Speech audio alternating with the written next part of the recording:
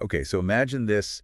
Um, your heart could like send you a text message, right? If it was in trouble. Oh, wow. Turns out, in a way, it actually can.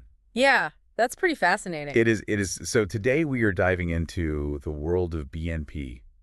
You've probably seen it on your blood work. Mm-hmm. This tiny little molecule, it's a huge deal for heart health. It is a big deal, and it's kind of amazing that something so small can tell us so much. I know. So no worries if you see it and you're like, BNP, what is that? We're going to break it all down today. Absolutely. And by the end of this, you'll be able to really understand what those lab values actually mean.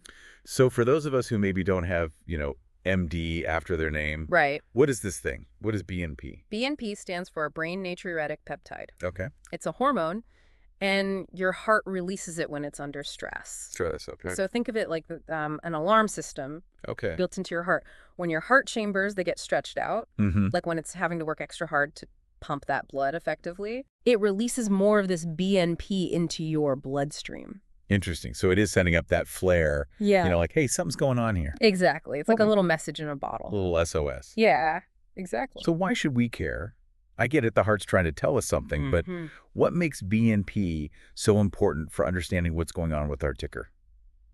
Well, I think the thing that's really, really important to realize is that BNP is an incredibly valuable tool for doctors. Okay. It's valuable for a number of reasons. First off, it helps diagnose heart failure, Okay. especially in situations where the symptoms might be kind of subtle. Mm-hmm. So you're experiencing shortness of breath, maybe some fatigue. These could be signs of a lot of things, right? It could be anything. It could be anything, but if you have an elevated BNP, that can really specifically point to the heart having to struggle. Okay. So it helps narrow down. Exactly. It helps connect those dots. Okay. And it's not just about diagnosis. Right. The level of BNP in your blood can actually tell us how serious the problem is. Oh, wow. The higher that BNP, the more strain your heart is under. Makes sense. And this helps doctors figure out, okay, what's the best way to treat this? Okay, so it's not just a yes or no. It's giving them like a scale to work with. Exactly. Wow. A scale of severity. Mm-hmm. And then finally, and this is where it gets really, really fascinating, Okay. BNP can be used to track how well treatment is working. I'm interested. So let's say you start taking medication or you make some changes to your lifestyle. Mm-hmm. If your BNP levels start to go down, that's a really good sign. That means the treatment is working. Your heart is responding. So it's like a window into your progress. Exactly. It's like a feedback loop. Okay, that's amazing. Yeah. This tiny little molecule can tell us so much. It's pretty remarkable. It is, but I'm guessing it's not quite as straightforward as just looking at, one number and that's it. No, you're absolutely right. What else can kind of impact BNP levels? Well, so many things, right? It's not a single snapshot. Your age, for example, can cause your BNP levels to rise naturally. Okay. Kidney function. Oh, interesting. That plays a role too. Okay. If your kidneys aren't doing a great job filtering out those waste products, Mm-hmm. BNP can start to build up in the blood. Interesting. Even obesity, believe it or not, can have an impact on your BNP levels. Wow. So there's a lot of nuance here. There is a lot of nuance. So when people get their blood work back, they always want to know, the ranges. Right. What's good? What's bad? What should I be aiming for? Right. And it's understandable to want those clear-cut answers, Of course. But it really is about looking at that whole picture, considering all these factors we just talked about. Of course. Generally speaking, a BNP level below 100 pgml, Okay. that's considered pretty reassuring. Okay. It suggests that your heart is functioning well.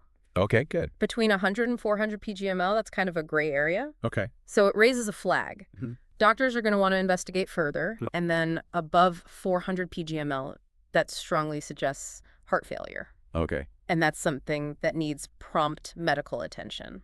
So it's not necessarily time to panic if it's a little bit elevated, Exactly. but it's definitely something to pay attention to. Yes, pay attention and definitely talk to your doctor. Work with them to figure out what's going on. Don't just ignore it. Absolutely not. But it sounds like BNP is a really valuable tool, to help us take those steps towards better heart health. It really is. And it's a powerful reminder that our bodies, they're talking to us all the time. It's just up to us to really listen. And to understand what they're saying. Exactly. And to be proactive. Yeah. Well, this has been so insightful. Thank you so much for breaking all this down for us. My pleasure. I think our listeners are going to find this incredibly helpful. I hope so. And for all of you listening, if your heart could send a text, what would it say? Ooh, that's a great question. Something to think about. I like that. All right, well, that's all the time we have for this deep dive. It was great being here. We'll catch you next time. You've been listening to the Learning Podcast, a production of metaNESTA.